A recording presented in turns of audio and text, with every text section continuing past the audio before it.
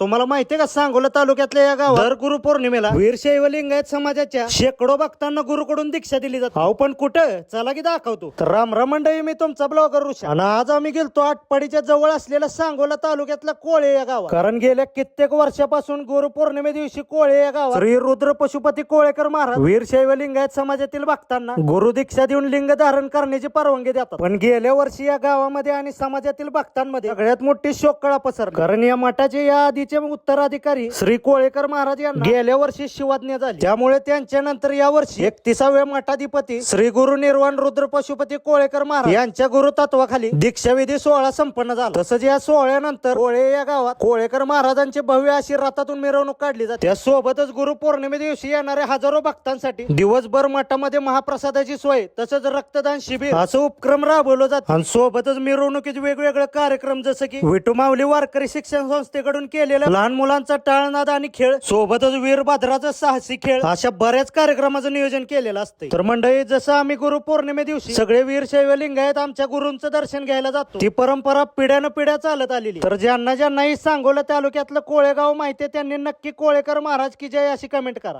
आणि अशाच अजून गावठी ब्लॉग साठी मला फॉलो करायला विसरू नका.